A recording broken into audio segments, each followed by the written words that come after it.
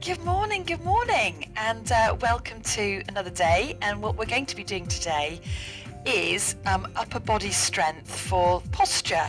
So the exercise that I've chosen today is a very straightforward exercise, but also it can, you have to be very aware of what you're doing, because there is the ability to lift the shoulders with this, and that's what we want to get away from. So let's just warm up the shoulders first. So let's just roll them back for me. There we go. And then let's just roll them forwards. Lovely, lovely, lovely. Okay, so pop your fingers on your shoulders and just circle one elbow and then both together. That's it. So one elbow and the other and both together. Lovely. So let's go for a long arm now. So circle one arm back and then the other. So just keep going with this. That's it. And then we're going to do both arms together. So circle both arms together. Perfect, well done. Get a bit of movement in there. And now bring both arms forwards. That's it. Lovely. Okay, so we're going to take those arms back again, but one arm back and then the other. So getting a little bit of rotation here through the body, just moving through the transverse plane here. That's it. Okay, both arms together. So circle those arms. There we go, and last one. So I want you to bring the back of the hands together and palms up and lengthen. So I just want you to ripple through the spine, so opening the back, opening the chest. So you let the shoulder blades come together and then they open. So retract and protract those shoulder blades. Last one. And then just come up. Let your hands slide down your thighs, and let's just have a little bit of a mobilize through the lower back. Although we're not using the lower back will be doing a bit of stabilization through this exercise. So round and lengthen the spine. So pull the shoulders back away from your ears and then round again and lengthen. So a couple more of those for me. And then we're just going to circle the hips in this position. So circle the hips round. That's it. And then I want you to go back the other way. So getting it the whole back nice and warm and mobilized. There we go. So last one. So just roll up to standing. Just check in with those shoulders. Pop your elbows on your fingertips on your elbows. And just check to see how, if you've freed up the shoulders a bit. So take it to a long arm, so single arm, and then both together. That's it. So let's go back to that single arm, and both together. Perfect. Well done, well done, well done. So give your arms a bit of a shake here. So what we're going to do is we're going to bring the hands up in front of us, palms face the ceiling, and quite simply we're just going to open the arms out to the side. So you've got this rotational movement going on in the shoulder joint. So the shoulder blades here are retracting back in this here, and you should feel that the shoulder blades are being pulled down, and you're using your rhomboids here as well. What can happen though with the exercise is the chest can lift, so we need to be quite mindful of how we're standing. So place your hands on your lower abdominals and just allow the tailbone to lengthen. Place your hand on your sternum and just let the chest lengthen so that we feel that lovely tall posture. Bring your hands to face the ceiling.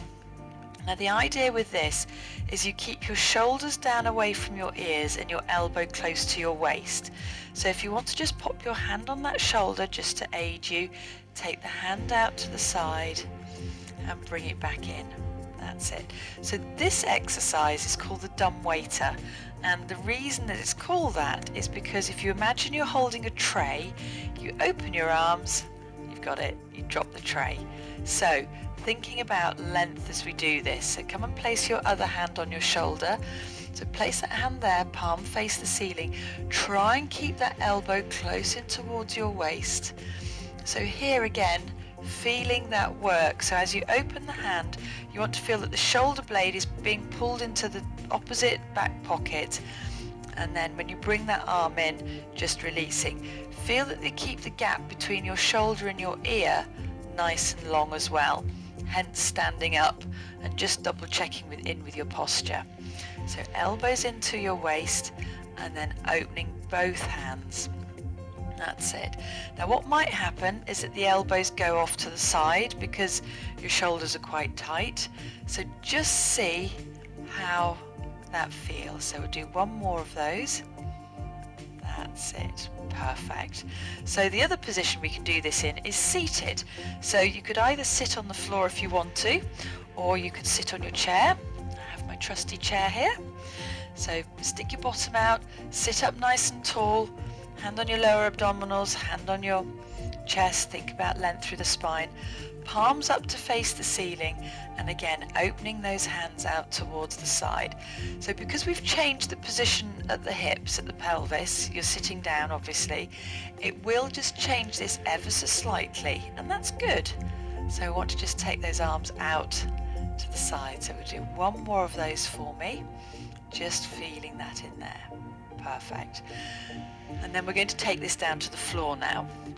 So I'm just going to pop the chair back over to the side and then come down and get on the floor. So any way you would like to, any way at all.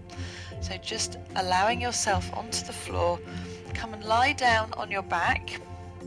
Now then, as you're lying down on your back, let me just wriggle forwards a moment. As you're lying down on your back, if your chin is poking up towards the ceiling, then do put a towel or a small pillow or cushion underneath your head. That will allow the chin to drop and become in line with your body, just as though you were standing up with good posture. We want good posture as we lie down.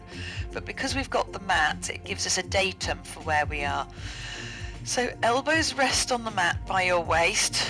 Just wriggle your shoulders so that you have your shoulder blades flat on the mat. Give your hips a bit of a wriggle. And then from here, taking your hands out towards the side. Now doing this, you may feel that you haven't got quite the range of movement that you had when you were standing up. And that's because you've got the floor behind you. You could actually do this standing by the wall. So as you take your arms out to the side and bring them back in. So to do this with the breath pattern, you breathe in to prepare, and as you breathe out, taking the arms slowly out to the side. So you feel that core connection, and then breathe in and bring them back to the middle. And again then, so as you breathe out, taking them out to the side, and then breathe in. You should do two more of those. So obviously with the breath pattern as well, it slows it down, which is also another good way of being able to train your upper back muscles. So last one here, and there we go. Perfect. So if you can, just hug your knees into your chest, lift your head a little bit, and just have a little bit of a roll.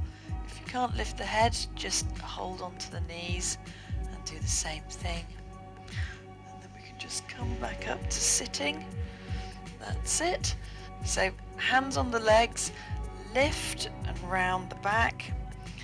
Get a bit of movement back into those shoulders. There we go.